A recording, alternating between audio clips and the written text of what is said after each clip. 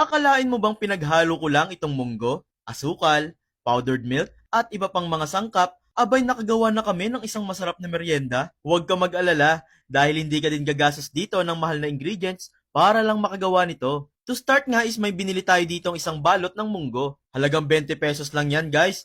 Masyado na kasing madami kapag dinamihan ko pa tong munggo. Huhugasan lang natin yan ng ilang ulit para mawala yung alikabok at dumi na nakakapit dito. Then pagkahugas nitong mga munggo, proceed na tayo sa pagluluto. Bali ilalagay ko lang yan dito sa isang kawali, saka lalagyan ng 2 cups muna ng tubig. 2 cups lang muna yung ilalagay ko dyan at baka naman masobrahan sa tubig. After ng ilang minutong pagluluto, medyo natuyo na tong niluluto nating munggo. Di pa ako satisfied sa lambot nito, kaya magdadagdag pa tayo dyan ng another 2 cups pa ng tubig. Then saka natin yung takpan at lutuing muli. And kapag ganyan nang parang bumusa na or umalsa na yung munggo, ibig sabihin yan malambot na yan. Kaya at this point, i-off ko na yung apoy, then saka durugin or i-mash itong mga munggo. Habang minamash natin yan, isa-shoutout ko lang pala itong 4 nating solid viewers at isang star sender na nagpapabati sa comment section. Hello po sa inyo, Ma'am Tiana Daito ng Muntinlupa City, Ma'am Brenta Batuhan ng Palawan, Ma'am Ann Katipunan ng Zamboanga City, Ma'am Vanji Aniceto ng Bulacan, at itong star sender natin na si Ma'am Rosalie Thomas na nanonood naman sa California, USA. Maraming salamat po sa walang sawang pagsubaybay.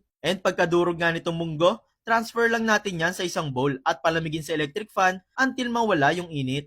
And once nga na lumamig na yan, lalagyan naman natin yan ng 1 cup ng asukal at isang sachet ng any brand ng powdered milk. Sa asukal guys, kayo na bahalang mag-adjust kung gaano kadami yung gusto nyo ha. Meron kasing iba ayaw ng sobrang tamis. Yung iba naman gusto ng matamis. Kaya kayo na ang bahalang mag-adjust. Hahaluin lang natin yan, then saka tayo dyan maglalagay ng 1 cup ng all-purpose flour para mag-bind ng husto itong munggo mixture natin. Nga pala guys, sa mga gusto din palang ma-shoutout sa mga videos na ginagawa namin ni Mama araw-araw, pusuan mo lang po itong video na pinapanood mo. And mag-comment ka na din dyan sa ibaba kung taga saan kayo ha. Malay mo, ikaw naman ang next na ma-shoutout namin sa mga future videos na gagawin pa namin. Salamat po lagi!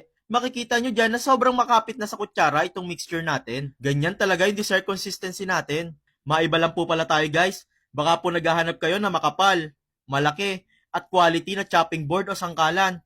Nako, perfect sa inyo tong nabili ko sa online. Tingnan nyo naman yan no, kung gaano kakapal. Pwede kayo maghiwa dyan ng mga gulay-gulay. At sa likod naman yung mga karne at isda. Ang ganda at ang laki, di ba? Kung gusto mo din pala nito, yung link nasa comment section lang ha. Balik tayo dito guys. After nga nating ma-prepare yung mixture, ibabalot na natin yan sa lumpia wrapper. Tansyahin nyo lang yung mixture na ilalagay nyo dito guys ha. Then saka lagyan ng hiniwang keso.